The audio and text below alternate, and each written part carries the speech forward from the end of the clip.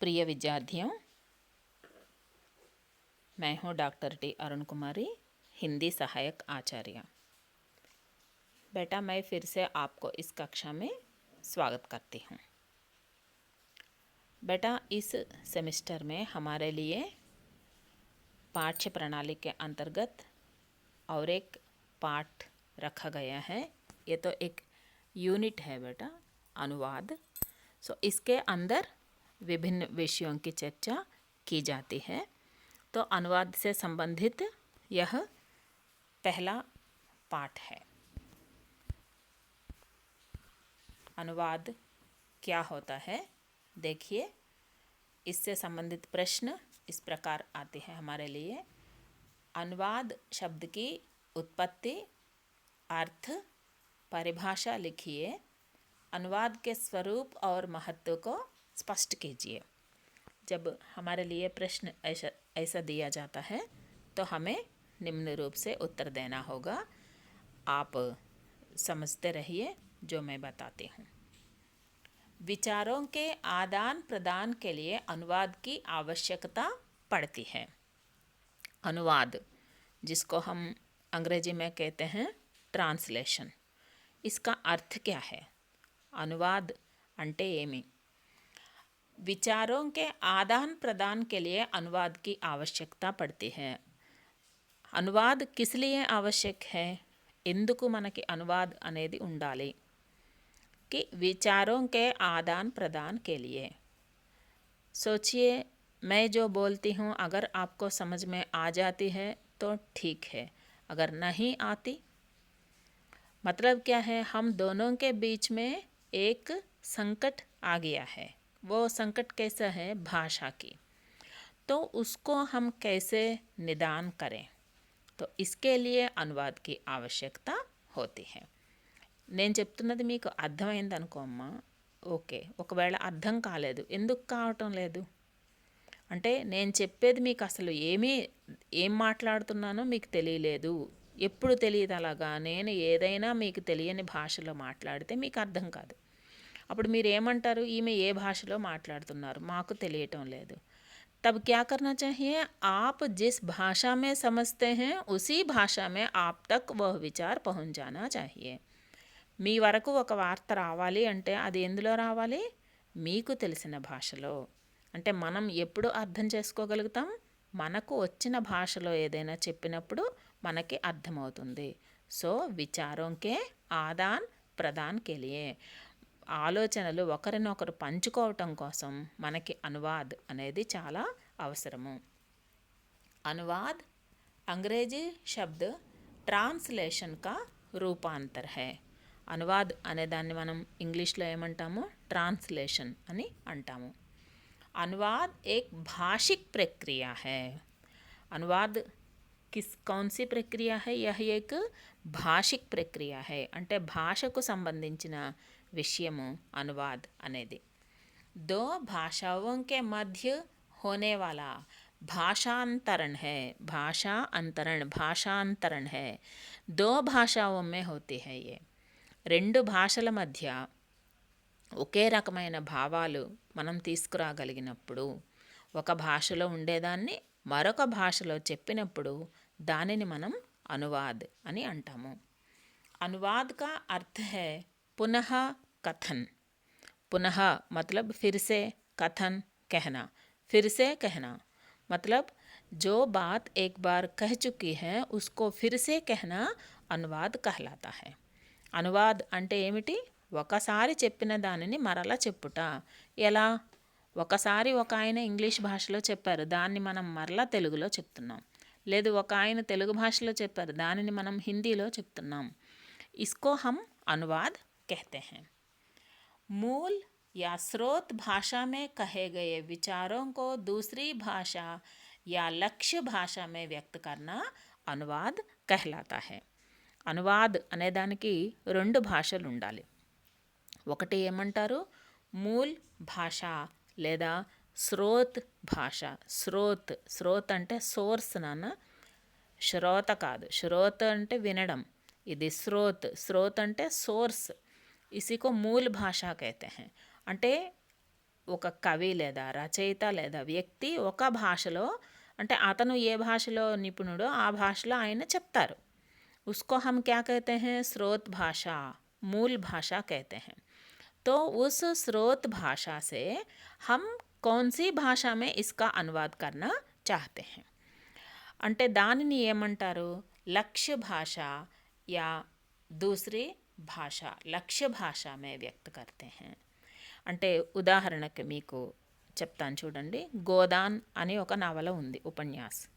सो इस गोदान उपन्यास को प्रेमचंद जी हिंदी में लिखे थे. तो अब मूल भाषा क्या होगा? हिंदी. तो हिंदी से यह गोदान नामक उपन्यास भारत के लगभग सभी भाषाओं में अनुदित हुई है. तो अब ये भारत की सभी भाषाएं क्या बनेंगी? इसके लिए ये सब जो है लक्ष्य भाषा बनेंगी और हिंदी जो है यहाँ पर मूल भाषा होगी. మీకు అర్థమైంది కదన్నా. ప్రేమ్చంద్ అనే రచయిత హిందీలో ఒక నవల రాశారు, గోదాన్. ఆ నవల మూల భాష ఏమవుతుంది? హిందీ అవుతుంది. దానిని మనం ఎన్ని భాషల్లోకి అనువదించాం? తెలుగు, బెంగాలీ, కన్నడ, మలయాళం అన్ని భాషల్లోకి అనువదించాం. సో ఈ మిగిలిన భాషలన్నీ ఏమయ్యాయి? లక్ష్య భాష అని అంటారు. అంటే మూలం అనేది ఏ భాషలో ఉందో అది మూల భాష లేదా స్రోత్ భాష అవుతుంది. ఏ రెండవ భాషలోకి అయితే మనం మారుస్తామో, అనువాదం చేస్తామో దానిని లక్ష్య భాష అని అంటారు.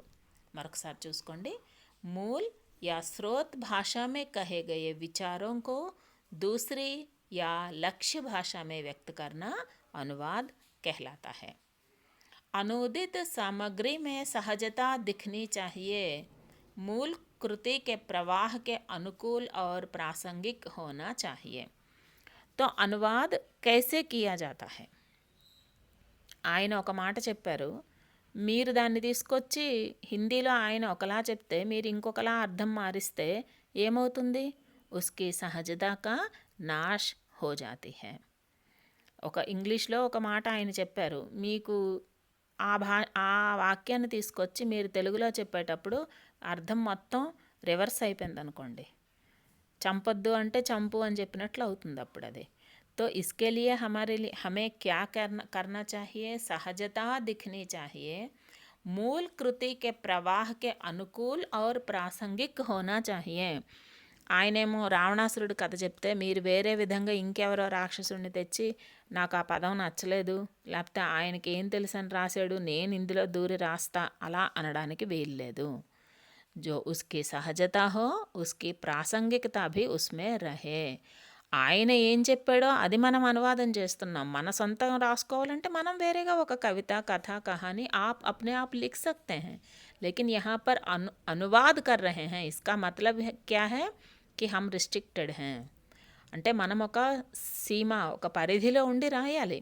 ఎందుకంటే ఆయన రాసి పెట్టాడు ఆ పుస్తకాన్ని. ఆ పుస్తకంలో ఆయన ఏం చెప్పారు అన్నది మీరు తెలుగులో, ఆయన ఇంగ్లీష్లో చెప్తే మీరు హిందీలో రాస్తున్నారు, ఆయన ఇంగ్లీష్లో చెప్తే మీరు తెలుగు, కన్నడం, మలయాళం రాస్తున్నారు, లేకపోతే ఒక తెలుగు కథను తీసుకొచ్చి మీరు ఇంగ్లీష్లో రాస్తున్నారు. తెలుగు రచయిత ఏం చెప్పారో అది మీరు రాయాలి. మీరు ఇన్ ద సెన్స్ మనం ఎవరైనా అనువాదం చేయదలుచుకున్న వాళ్ళం, ఆయన ఏం చెప్పారు, మూల రచయిత ఏం చెప్పారో అది రాయాలి, కానీ దాని నుండి పక్కకు పోవడానికి మనకి అధికారం లేదు. आईना बेटा बात समझ में कि अनुदित सामग्री में सहजता दिखनी चाहिए. मूल कृति के प्रवाह के अनुकूल और प्रासंगिक होना चाहिए. ఆయన ఫస్ట్ చాప్టర్లో ఒక మ్యాటర్ చెప్తే మీరు దాన్ని తీసుకుపోయి థర్డ్ చాప్టర్లో పెట్టి, థర్డ్ చాప్టర్లో చెప్పింది ఫస్ట్ చాప్టర్లో పెట్టి అలా చేయటానికి పనికిరాదు. उसकी प्रासंगिकता और उसके प्रवाह के अनुकूल भी होना चाहिए. तो अनुवाद की परिभाषा क्या है? परिभाषा डेफिनेशन कहते हैं ना. तो अनुवाद की परिभाषा क्या है? भोलानाथ तिवारी का कहना है कि किसी भाषा में प्राप्त सामग्री को दूसरी भाषा में भाषांतर करना अनुवाद है. भोलानाथ तिवारी हिंदी के सुप्रसिद्ध भाषाविद, भाषा शास्त्रज्ञ जिसको कहते हैं ना. तो आप भोलानाथ तिवारी అనే ఆయన హిందీలో సుప్రసిద్ధ భాషావేత్త. భాష మీద ఆయన చాలా ప్రయోగాలు చేశారు. మనకి ఈరోజు మనం చదువుకుంటున్న భాషా సిద్ధాంతాలన్నింటినీ ఆయన హిందీలో చాలా చక్కగా మన కోసం సేకరించి పెట్టారు. సో ఆప్కా కహనా క్యా హై? ఆయన ఏమంటున్నారు అనువాద్ అంటే किसी भाषा में प्राप्त सामग्री को दूसरी भाषा में भाषांतर करना अनुवाद है. एक భాష में जो भी సామగ్రి आपको प्राप्त होती है, మీరు ఒక భాషలో ఉండేది నాన్న, అనువాద్ అంటే కేవలం కవితలు, కథలు, కహానీలు ఇవే కాదు నాన్న. సామగ్రి भी कुछ हो सकती है. ఇంకేదైనా కూడా ఒక సైన్స్ పాఠం ఉంది, ఆ పాఠం తెలుగులో ఉంది, దాన్ని మీరు హిందీలో తీసుకువెళ్ళి చెప్తారు. అలాగే ఇప్పుడు ప్రస్తుతం నేను చేస్తున్నది కూడా అదే కదా. మీకు ఇప్పుడు హిందీలో రాసిన నోట్స్ని నేను తెలుగులో మీకు అర్థమయ్యేటట్లు చెప్పగలుగుతున్నా. यह भी एक प्रकार के अनुवाद की है, अनुवाद का ही विषय है ना. मतलब क्या है कि आपको समझाने के लिए मैं जिस प्रकार दो भाषाओं का उपयोग कर रही हूँ, उसी प्रकार एक भाषा में लिखित सामग्री को दूसरी భాష में రూపాంతరిత్ కర్నా.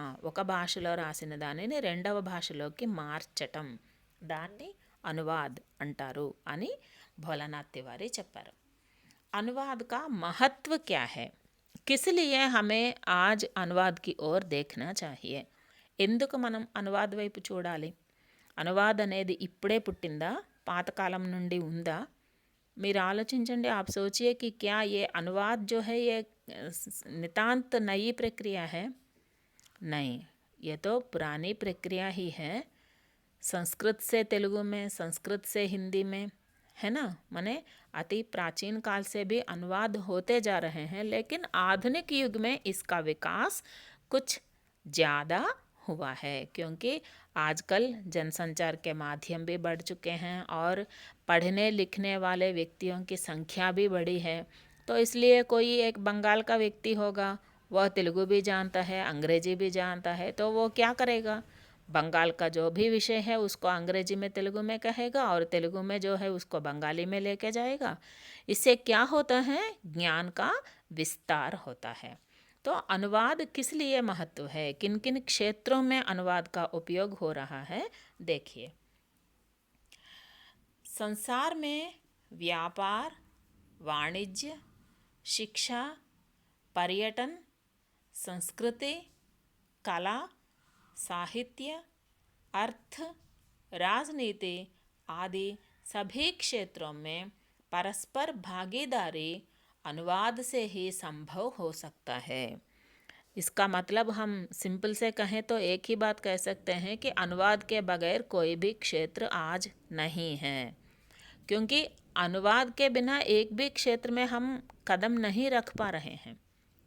మీరు ఇప్పుడు చెప్పినవన్నీ కనుక మీరు అర్థం చేసుకుంటే అనువాద లేని ప్రదేశం లేదు అని మనకు అర్థమవుతుంది. ఎలా చూడండి, संसार में, ना केवल भारत में, ना केवल हमारे राज्य में, ना केवल हमारे कक्षा में, लेकिन पूरे विश्व में यही हो रहा है कि व्यापार के क्षेत्र में, जिसको हम आजकल बिजनेस कह रहे हैं, మీరు వ్యాపారం చేయాలి.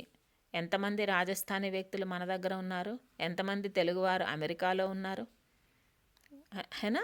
తో వ్యాపార్, వాణిజ్య, బిజినెస్ చేసేటువంటి వారు, వాళ్ళు చాలా పెద్ద పెద్ద స్థాయిలో బిజినెస్ చేసేటువంటి చిన్న చిన్న దుకాణం నడుపుకునే వారి దగ్గర నుండి కోట్లలో బిజినెస్ చేసేవారి వరకు ఎవరిని తీసుకున్నా సరే उस क्षेत्र में अनुवाद की आवश्यकता है.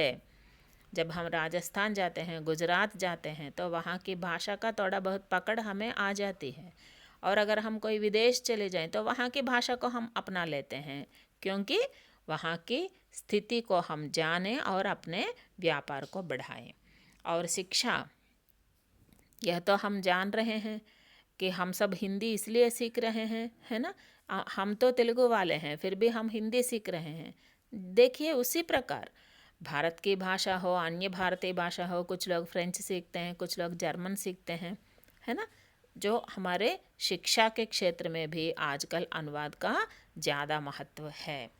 और पर्यटन, यह तो हम सब के लिए यह बात हम सब जानते हैं कि जब भी हम पर्यटन के लिए जाएं तो हमें अन्य भाषाओं की आवश्यकता होती है और अनुवाद हमें करना ही है.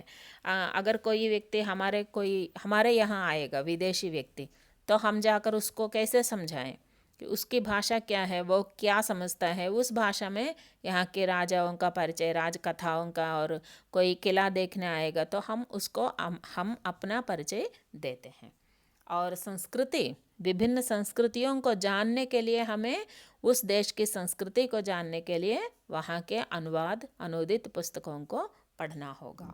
और कला, किस प्रकार की कलाएँ हैं? साहित्य भी एक कला है, संगीत है ना, नृत्य है, तो ऐसे बहुत सारी कलाएँ। इन सब कलाओं को जानने के लिए हमें अनुवाद की आवश्यकता होती है। और साहित्य में भी तो यह तो बहुत माने 100% हो सकने वाली एक ही क्षेत्र है, वो है साहित्य। और धन कमाने के लिए आर्थिक क्षेत्र में भी हमें अनुवाद की ज़रूरत पड़ती है, क्योंकि उस प्रदेश में क्या हो रहा है, हमारे यहाँ आजकल की स्थिति कैसी है, इन दोनों को देखने के लिए हमें अनुवाद की आवश्यकता होती है। और राजनीति के क्षेत्र में यूक्रेन में क्या हो रहा है, रशिया में क्या हो रहा है, वो हम कैसे जानते हैं? कि वहाँ के जो भी व्यक्ति हैं वो अपनी भाषा में हाँ जो भी खबर है वो देते रहते हैं, तो हम उसको अनुवाद करके हम अपनी భాష में उसको ప్రస్తుత करते हैं. అంతే కదా నాన్న. రాజనీతి అంటే అమెరికాలో ఏం జరిగింది, రష్యాలో ఏం జరుగుతోంది, ఈ విషయాలు రష్యా వాళ్ళు మనకు తెలుగులో చెప్పరు కదా. అక్కడ వాళ్ళ భాషలో వాళ్ళు చెప్పుకుంటే అది తెలిసిన వాళ్ళు మనకి ఇక్కడ తీసుకొచ్చి మన తెలుగులో మనకి స్పష్టంగా అర్థమయ్యేటట్లు చెప్తారు. मतलब क्या है कि राजनीति के क्षेत्र में भी हमें अनुवाद की आवश्यकता होती है. इस प्रकार हम देखें तो अनुवाद के बिना आज कोई भी क्षेत्र में काम चलाना असंभव हो रही है. आदि परस्पर भागीदारी अनुवाद से ही संभव हो सकता है. మనం రాజనీతి ఉదాహరణకి మన ముఖ్యమంత్రి గారు వేరే రాష్ట్రం వెళ్ళారు, ఆ భాష రాకపోవచ్చు, मध्य एवरुंटारू दुभाषी जिसको कहते हैं, अनुवादक, दुभाषी, माने वो हमारे ये दोनों प्रदेशों की भाषा जानता है और वो जो कहते हैं वो हम तक पहुंच जाते हैं, हम जो कहते हैं उन तक पहुंच जाता है ना. तो इस प्रकार भारत और अन्य विदेशी साहित्य का ज्ञान, दूसरे देशों में हो रहे विभिन्न कार्यों का बोध, कानूनी क्षेत्र में विभिन्न जानकारी, वाणिज्य व्यापार जैसे क्षेत्रों की जानकारी, संसार की सभी विशेष बातों का ज्ञान, कार्यालयों के विचारों का आदान प्रदान, यात्रा और पर्यटन के क्षेत्र में महत्वपूर्ण है अनुवाद. है ना. यही जो बात बताई है उसको और भी विस्तार रूप से बता रहे हैं यहाँ पर. देखिए, भारत और अन्य विदेशी साहित्य का ज्ञान, विदेशों में किस प्रकार के साहित्य का लेखन हो रहा है वो सब हम कैसे जानें? कि अनुवाद के माध्यम से जानते हैं. दूसरे देशों में हो रहे विभिन्न कार्यों का बोध, व उस देश में किस प्रकार का कार्यक्रम चला रहे हैं वो कैसे हमें पता चलेगा? अनुवाद के माध्यम से ही पता चल सकता है. कानूनी क्षेत्र में विभिन्न जानकारी का, उस देश में इस प्रकार का कानून बना है, हमारे देश में कानून की स्थिति क्या है ना. तो విభిన్న దేశం में విభిన్న ప్రదేశం में కానూన్ కి స్థితి, చట్టాలు ఏ విధంగా చేయబడ్డాయి. ఒక అంశం వయోజన ఓటింగ్ తీసుకోండి. మన దేశంలో ఉండే చట్టం ఏం చెప్తోంది, విదేశాల్లో ఉండే చట్టం మనకు ఎలా తెలుస్తుంది? अनुवाद के माध्यम से ही यह हम तक पहुंच सकता है ना. वाणिज्य व्यापार जैसे क्षेत्रों की जानकारी, ఆ దేశాల్లో ఏమి ఎక్కువ పండుతుంది, దానికి ఎంత ఖరీదు ఉంది, ఇక్కడ మనం ఎంత ఇచ్చుకుంటున్నాం, అది లాభమా నష్టమా, ఈ వ్యవహారాలన్నీ, వాణిజ్యం, మనం ఏది ఎగుమతి చేయవచ్చు, ఏది దిగుమతి చేసుకోవాలి, ఈ విధమైన వ్యాపార వాణిజ్యాలన్నీ కూడా हम कैसे कह सकते हैं? अनुवाद के माध्यम से ही हम जान सकते हैं. संसार की सभी विशेष बातों का ज्ञान, कार्यालयों के विचारों का आदान प्रदान भी हमें अनुवाद के माध्यम से ही जान सकता है. कार्यालय में किस किस प्रकार के कार्यक्रम हो रहे हैं, ప్రభుత్వ ఆఫీసులు కానీ ప్రైవేట్ ఆఫీసుల్లో కానీ ఏ విధమైన పరిస్థితులు నడుస్తున్నాయి అనువాద ద్వారా మనం తెలుసుకోగలుగుతాము. అలాగే విశేష కార్యోं का ज्ञान हमें प्राप्त होता है. ఒక ప్రత్యేకమైన కార్యక్రమాలు ఏవన్నా విభిన్న దేశాల్లో జరుగుతూ ఉంటే అవి అక్కడ జరిగింది అని మనకు ఎలా తెలుస్తుంది? अनुवाद के माध्यम से ही हम जान सकते हैं. और यात्रा और पर्यटन के क्षेत्र में भी अनुवाद महत्वपूर्ण है. మనం ఏదన్నా విదేశాలు వెళ్ళాలి లేదా మన దేశంలోనే మనకు తెలియని భాష ఉండే ప్రదేశానికి మనం వెళ్ళాలి అంటే तो वहाँ पर हमें अनुवाद का ही सहयोग मिलना चाहिए. तो विभिन्न भाषाओं की महान कृतियों के प्रचार प्रसार में सहायक है। तो और कुछ अनुवाद के बारे में, यहाँ पर अनुवाद के महत्व के बारे में बता रहे हैं, ध्यान से सुनिए। विभिन्न भाषाओं की महान कृतियों के प्रचार प्रसार में सहायक, अंतर्राष्ट्रीय सभाओं का ब्यौरा प्राप्त करना, पत्रकारिता के क्षेत्र में विशेष योगदान, अनुवाद के माध्यम से साहित्य का प्रचार प्रसार क्षेत्र में विकास आदि हो रहे हैं। इन सब के लिए भी अनुवाद की आवश्यकता होती है। फिर से देखिए, विभिन्न भाषाओं की महान कृतियों के प्रचार प्रसार में, उदाहरण के तौर पर मैं आपको बता चुकी हूँ कि प्रेमचंद जी की जो गोदान उपन्यास है, तो उसका अनुवाद करे बगैर उनके विचार हम तक कैसे पहुँचते हैं। ఒక మహా వ్యక్తి రాసినటువంటి మహాగ్రంథం, ఆ గ్రంథాన్ని మనం చదవాలంటే అది మన భాషలోకి రావాలి. వచ్చినప్పుడే మనం చదవగలుగుతాం. కేవలం ఆయన రాసింది ఏదో భాషలో ఉండిపోతే మిగతా ప్రజలకి అది అర్థం కాదు. सो इसलिए साहित्य के प्रचार केवल एक भाषा के बारे में नहीं है बेटा, ఏదో హిందీలోంచి తెలుగు అనే కాదు నాన్న, విభిన్న భారతీయ భాషాం యా విభిన్న విదేశీ భాషాओं में भी, రష్యాలో రాసిన మంచి కథ ఏదైనా ఉందనుకోండి, మన వరకు రాకపోతే మనకు ఎలా తెలుస్తుంది? सो साहित्यिक आदान प्रदान में, विचारों के आदान प्रदान में अनुवाद महत्वपूर्ण होते हैं। అంతర్రాష్ట్రీయ సభావం का ब्यौरा प्राप्त करना, ఒక అంతర్రాష్ట్రీయ సభలు జరుగుతున్నాయి, ఆ సభలో ఏమేమి చర్చించారు, వాళ్ళ భాషల్లో వాళ్ళు మాట్లాడారు, మనకు ఎలా అర్థమవుతుంది? అది కేవలం మనం విన్నా మనకు అర్థం కాదు. సో उसको भी हम अनुवाद के माध्यम से ही जान सकते हैं। పత్రకారిత के क्षेत्र में विशेष योगदान देते हैं अनुवाद। ఒక వార్త ఉంది, బీహార్లో జరిగింది, మన వరకు ఎలా వస్తుంది? అది బీహార్ వాళ్ళు వాళ్ళ టీవీలో వాళ్ళ రేడియోలో వాళ్ళు బీహారీ వాళ్ళకి సంబంధించిన భాషలో ప్రచారం చేస్తారు. లేకిన్ హమ్ తక్ పత్రకారిత మే భీ అనువాద్, అంటే ఈ పత్రకారిత క్షేత్ర ఆ రంగంలో కూడా అనువాద్, జర్నలిజం అనే దాంట్లో కూడా అనువాద్ చాలా గొప్పది. ఇస్కా ఓకే, अनुवाद के माध्यम से साहित्य का प्रचार प्रसार क्षेत्र में विकास हुआ है। సాహిత్యం అనేది ఒక దగ్గర నుండి ఇంకో దగ్గరికి, ఒక చిన్న కథ, ఆ కథకి ఎంతో గొప్పతనం రావచ్చు. అది ఒక భాషలో రాసింది వెంటనే, పూర్వకాలంలో కాస్త ఆలస్యం అయ్యేది కానీ, लेकिन आजकल तो बहुत ही जल्दी से जल्दी विभिन्न भाषाओं में उसका अनुवाद हो रहा है और सभी व्यक्ति इसको जान रहे हैं, पहचान रहे हैं कि फलाना लेखक बहुत अच्छा लिखा है, उनकी जो सूक्ष्म दृष्टि बहुत अच्छी है। ऐसे बातों को जानने के लिए अनुवाद की आवश्यकता होती है। इसका अच्छा उदाहरण गोदान उपन्यास है, जिसका अनुवाद विभिन्न भाषाओं में किया गया है। मैं पहले से ही गोदान की मैं भी उदाहरण ली थी और यहाँ पर वही दिखाए गए हैं कि गोदान का अनुवाद जो है वह अनेक भाषाओं में किया गया है और सभी व्यक्ति जानते हैं कि प्रेमचंद जी गोदान में कृषकों की समस्या का किस प्रकार चित्रण किया है। अनुवाद से भावनात्मक एकता की स्थापना होती है, मनुष्य की भाषा रुचि में बढ़ोतरी हो सकती है। दो बातें होती हैं बेटा अनुवाद के कारण। एक है भावनात्मक एकता, మీకు అర్థం అవడానికి చెప్తున్నా ఉదాహరణ. ఒకరు ఒక చంటి పాపని చూపిస్తున్నారు, చంటి పాప గురించి వర్ణించారనుకోండి, వెంటనే మనకి అబ్బా ఎంత ముద్దుగా ఉంది, ఈ మాట ఎవరెవరు చెప్తారు నాన్న? ఒక తెలుగువారు చెప్తారు, మద్రాసు వారు చెప్తారు, కేరళ వాళ్ళు చెప్తారు. मतलब क्या है? भावनात्मक एकता। जब किसी को हम मारते हैं तो वो रोता है, तो कौन कौन रोता है? क्या तेलुगु वाले अकेले रोते हैं किसी के मार पड़ने पर, या कोई हिंदी वाला ही रोता है? नहीं है ना। इसको कहते हैं कि भावनात्मक एकता।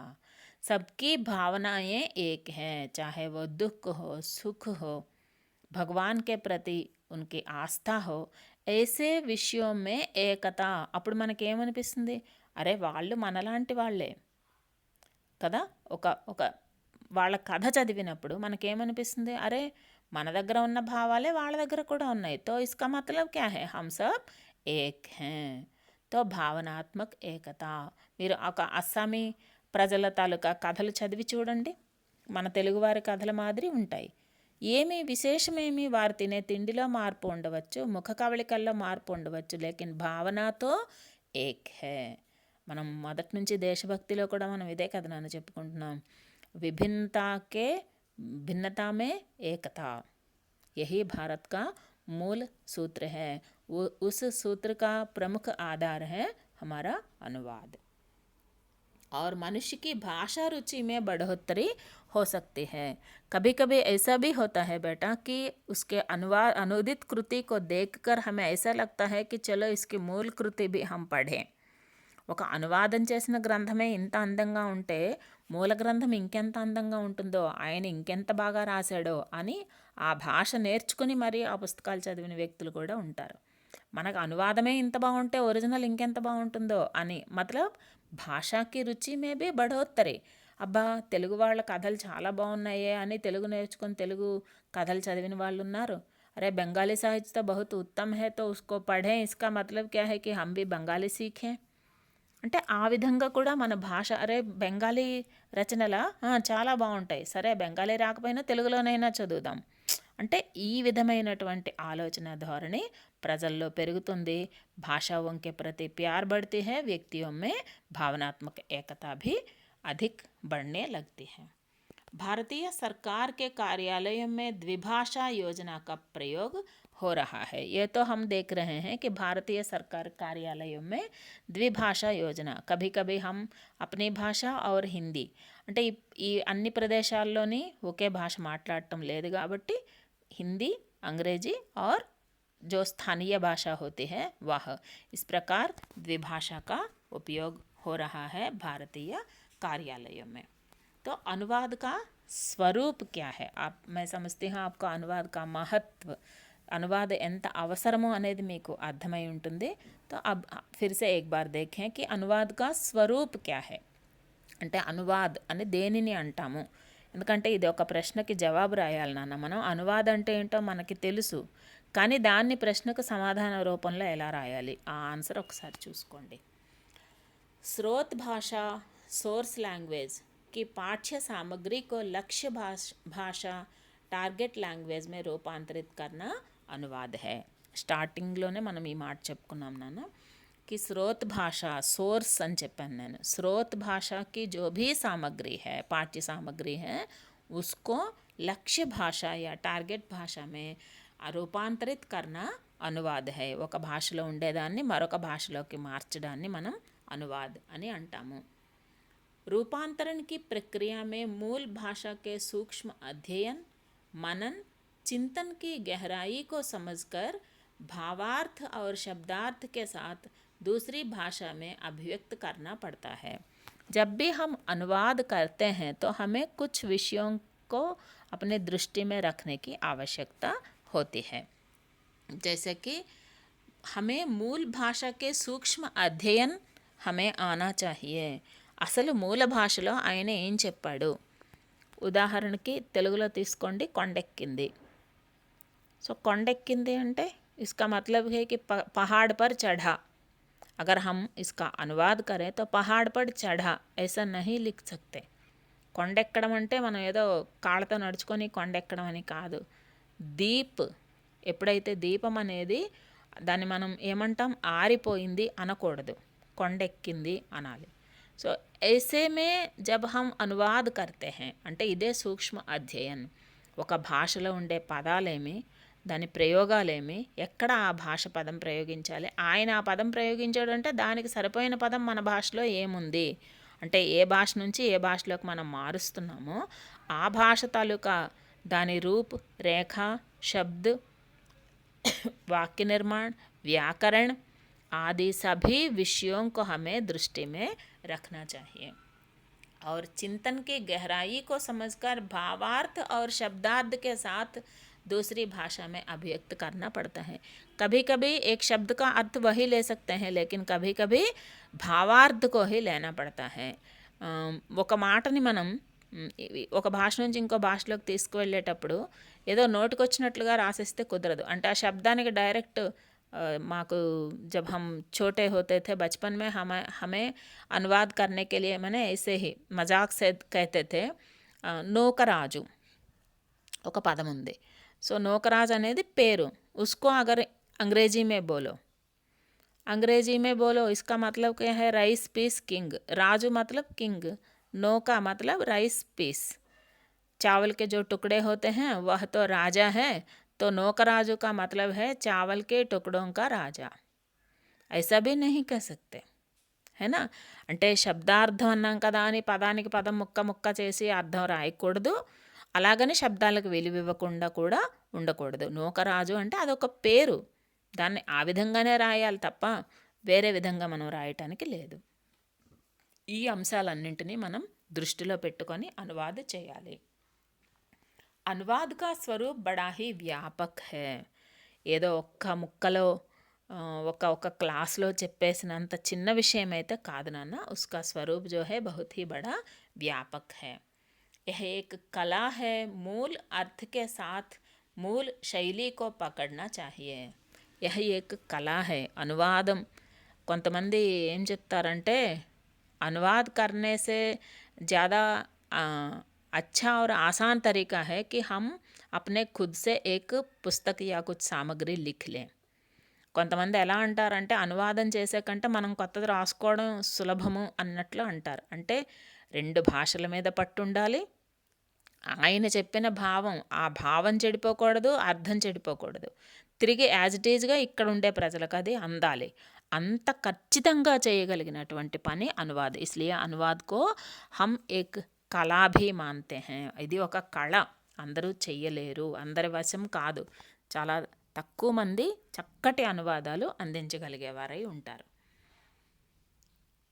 इसकी శైలి को भी हम पकड़ना चाहिए. మూల శైలి, ఆయన ఏ పద్ధతిలో రాశారు, రచయిత ఏ పద్ధతిలో రాశారు అన్న దాన్ని బట్టి మనం మన శైలిని కూడా తీసుకోవాల్సి ఉంటుంది. किसी दूसरे देश में रचित सांस्कृतिक साहित्यिक विरासत को अन्य भाषाओं में ले जाने से दोनों देशों का संबंध दृढ़ होते हैं. మీరు గమనిస్తారు నాన్న, కొన్ని విదేశీ వారి తాలూకా సాంస్కృతిక సంస్థలు మన దగ్గర ఉండి వారి సంస్కృతిని పెంపొందించే విధంగా మన దగ్గర కొన్ని కార్యక్రమాలు చేస్తాయి. సో వాటిని మనం చూడడం ద్వారా వారి సంస్కృతి ఎటువంటిది మనం తెలుసుకోగలుగుతాం. లేకిన్ రోజు రోజుతో ऐसा नहीं होता, तो इसके लिए क्या करना चाहिए कि उनकी जो भी संस्कृति है उसका अनुवाद करके हम तक भेजें. రోజు ఆ కార్యక్రమం మనం చూడలేము కాబట్టి వారి సంస్కృతి యొక్క అనువాదం మనకి ఇస్తే, ఫర్ ఎగ్జాంపుల్ వారి భాషలో ఒక పాట పాడారు అనుకోండి, మనకి ఏం అర్థమవుతుంది? సో పాట బాగుంది అనుకోగలం, సంగీతం బాగుంది అనుకుంటాం తప్ప పాట భావం మనకు తెలియదు. భావం తెలిస్తే ఉన్న ఫీలింగ్ వేరు, భావం తెలియకుండా మనం దాన్ని చూస్తే కేవలం చూడడం అవుతుంది అంతే. సో इसका मतलब क्या है कि अनुवाद के माध्यम से विभिन्न देशों के साहित्य को भी हम अपना सकते हैं. మనకు అప్పుడు ఏమర్థమవుతుందంటే ఆ దేశం వారు మనం వేరు కాదు, భూమి వేరైందంతే, మన అందరి మనసులు ఒక్కటే అని మనకి అర్థమవుతుంది. भाषाओं को जीवित बनाए रखने के लिए भी यह आवश्यक है. अगर आप सोचिए किसी भाषा का हम उपयोग करते ही नहीं तो अंत में क्या हो जाएगा? उस भाषा को हम మృతక్ భాష కహ సక్తే హై. అంతే కదా నాన్న, మనం ఎవరం వాడలేదనుకోండి ఆ భాష ఏమవుతుంది? కొన్నాళ్లకు చనిపోతుంది. ఎవరు మాట్లాడినప్పుడు ఇంకా ఆ భాష ఎలా బ్రతుకుతుంది? కొన్ని పదాలు ఇప్పటికే కొన్ని పదాలు అనేవి చెప్తుంటే కొంతమందికి అర్థం కావు. అది जिसकी जन्म भाषा है, मातृभाषा जिसको कहते हैं ना, मातृभाषा के शब्दों को ही हम भूलते जा रहे हैं. अगर ऐसा हो जाएगा तो अगर हम అనువాద करते रहेंगे तो दोनों భాషాయే జీవిత్ रहेंगे. 2 భాషలు బ్రతికుండాలి అంటే మనం ఏం చేయాలి? అనువాదం చేయటం ద్వారా 2 భాషల్ని మనం బ్రతికించుకోవచ్చు. विश्व के संपूर्ण देश में आत्मीय भाव उत्पन्न करता है. మీరు ప్రపంచంలో ఏ దేశానికి వెళ్ళినా సరే ఆత్మీయత, మనము వారు ఒక్కటి. ఆత్మీయత అంటే నువ్వు వేరు నేను వేరు కాదు అని చెప్పుకోవటం. అంత ఆత్మీయంగా మనం ఎవరితో ఉండగలం? మన కుటుంబ సభ్యులతో ఉండగలం. సో అంత ఆత్మీయత అనేది విశ్వ के सभी देशों के जनता से हमें कब मिल सकता है? जब हम उनके साहित्य को और उनके संस्कृति को अनुवाद के माध्यम से जाने, तभी यह संभव हो सकता है. अन्य देशों के नागरिकता को समझ सकते हैं। अनुवाद के माध्यम से हम और क्या कर सकते हैं? अन्य దేశం की నాగరికత, వారి సంస్కృతి ఎటువంటిది, వారి కల్చర్ ఎటువంటిది, అది మన వరకు వస్తుంది अनुवाद द्वारा। रोज़गार की संभावना बढ़ती है जब तुम जानते हो कि वहाँ जाने से वहाँ इस चीज़ की डिमांड ज़्यादा है, तो हम उधर जा सकते हैं, उसको वहाँ बेच सकते हैं और हम धन भी కమా सकते हैं। అంటే పని చేయటానికి నీకు ఆ భాష వచ్చు, అక్కడ ఆ పని చేసేవారు కావాలి, నువ్వు వెళ్తావు, అక్కడ పని చేసుకుంటావు, రోజ్గార్ भी बढ़ सकती है, నీకు ఒక ఉద్యోగం అనేది కూడా దొరుకుతుంది। बहुराष्ट्रीय व्यापक कंपनियां ग्राहकों की भाषा जानना चाहती हैं। మీరు చూడండి నాన్న, ఈరోజు మనం ఏవైతే కార్పొరేట్ అని చెప్తున్నామో ఆ కంపెనీలన్నీ మల్టీనేషనల్ కంపెనీస్ అంటున్నాం, బహురాష్ట్రీయ కంపెనీ, వీళ్ళు ఏం చేస్తున్నారు? మీకు ఏ భాషలో చెప్తే అర్థమవుతుందో ఆ భాషలోనే చెప్పడానికి ప్రయత్నిస్తారు। కావాలంటే ఒక చిన్న ఏదైనా ఒక అడ్వర్టైజ్మెంట్ తీసుకోండి, कोई भी आप विज्ञापन ले लीजिए, देखिए कि वह भारत में जितनी भाषाएं हैं सभी भाषाओं में प्रसारित होता है, उनके उनके अपनी अपनी भाषाओं में। అంటే వాళ్ళు ఏం చేస్తున్నారు? గ్రాహకోంకి భాష జాన్నా చాహతే హే, కొనేవాడు వినియోగదారుడి భాష ఏమి, అతనికి ఎలా చెప్తే అర్థమవుతుంది అని అతని భాష వరకు దిగి వస్తున్నారు కంపెనీల వాళ్ళు। अनुवाद आज राष्ट्रीय एकता ही नहीं, अंतर्राष्ट्रीय सामंजस्य स्थापित कर वसुधैक कुटुंबकम की भावना को प्रेरित कर रहा है।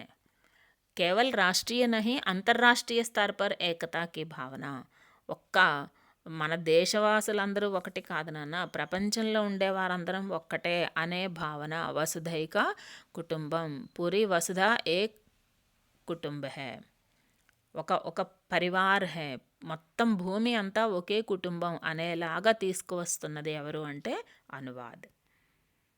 अनुवाद के सीमित स्वरूप में पाठ धर्मी आयाम, प्रभाव धर्मी आयाम होते हैं।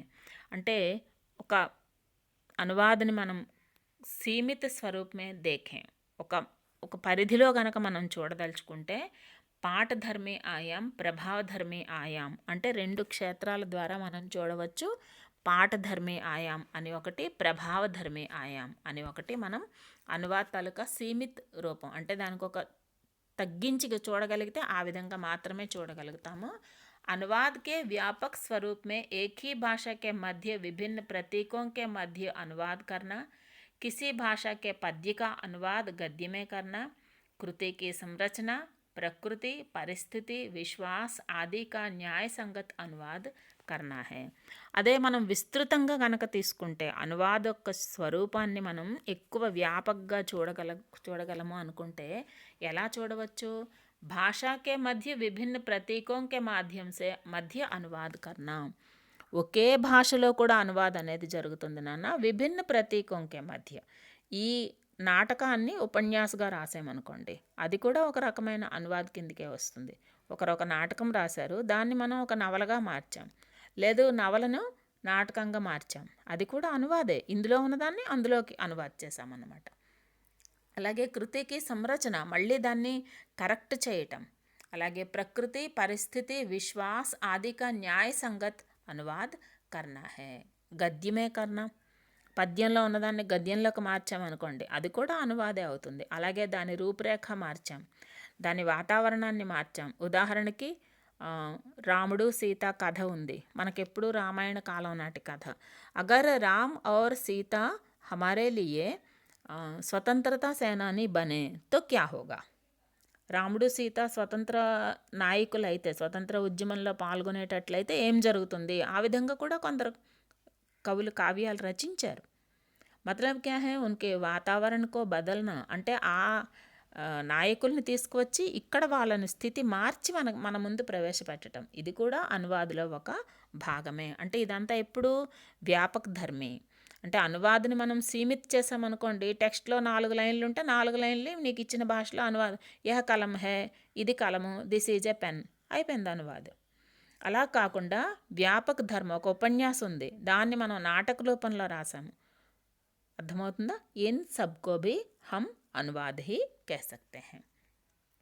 భారతీయ ఇతిహాస్, విజ్ఞాన్, భౌతిక్, वास्तु, ज्योतिष, तकनीक आदि विभिन्न क्षेत्रों में अनुवाद का कार्य हुआ है। इसको टीका तर्जुमा भी कहते हैं। ఏదో అనువాద అంటే ముందే చెప్పాను నాన్న, यह केवल साहित्यिक प्रक्रिया मात्र नहीं है, साहित्यिक प्रक्रिया भी है. సాహిత్యం కూడా మనం రాస్తాం, కానీ అది ఒక్కటి మాత్రమే అనువాదం అనుకోకండి. ఇంకా ఏమేమి అనువాదులో ఉన్నాయి చూడండి. ఇతిహాస్, చరిత్ర, హిస్టరీని మార్చాం మనం. మార్చడం అంటే తెలుగులో వచ్చిన హిస్టరీ పాఠాన్ని హిందీలో కూడా చెప్పవచ్చు అని మార్చి చూపించాం. విజ్ఞాన్, సైన్స్కి సంబంధించిన అంశాలను అన్ని భాషల్లో చెప్తున్నాం. భౌతికమైన విషయాలన్నిటినీ మనం చెప్తున్నాం. వాస్తు, మీకు తెలుసు వాస్తు అంటే గృహ యా కోయి మందిర్ నిర్మాణ కర్నే కే లియే, ఇల్లు కట్టేటప్పుడు లేదా ఒక ఊరు నిర్మాణం చేసేటప్పుడు, గుడి కట్టేటప్పుడు, ఏది కట్టినా వాస్తు అనేది ఉంటుంది. జ్యోతిష్, ఇది మీకు అందరికీ తెలిసిందే. టెక్నికల్గా ఏమైనా అంశాలు ఉన్నాయా, ఒక బీటెక్ దాని తాలూకా ఆ పాఠాలన్నిటినీ తెలుగులోని, హిందీలోని, ఇంగ్లీష్లోని, బెంగాలీలో అన్ని భాషల్లో రాయవచ్చు. ఈ విధంగా రాసిన దాన్ని విభిన్న క్షేత్రం మే అనువాద్ కా కార్య హువా హై. అన్ని క్షేత్రాల్లో, అన్ని క్షేత్రం మీన్స్ రంగాలు, అన్ని రంగాల్లోనూ, ఇన్ ఆల్ సెక్టార్స్, అన్ని రంగాల్లోనూ మనం ఈరోజు అనువాద్ అనేదాన్ని చూస్తున్నాము. ఇస్కో టీకా తర్జుమా భీ కహతే హై. దీనిని టీకా అన్న పదంతో కూడా టీకా తాత్పర్యము అంటాం కదా, అలా టీకా వ్యాఖ్యానం అని కూడా అంటారు. తర్జుమా చేయటం అని కూడా అంటారు. ఇది అనువాదకు సంబంధించిన మొదటి ప్రశ్న. బేటా मैं समझती हूँ कि आपको इस प्रश्न का उत्तर सही तरह से समझ में आ गया है. तो आप फिर से एक बार सुनिए पाठ को और पढ़िए. जो भी पाठ दिया गया है इसको आप अपने कापियों में लिखिए और मुझे भेज दीजिए. धन्यवाद बेटा.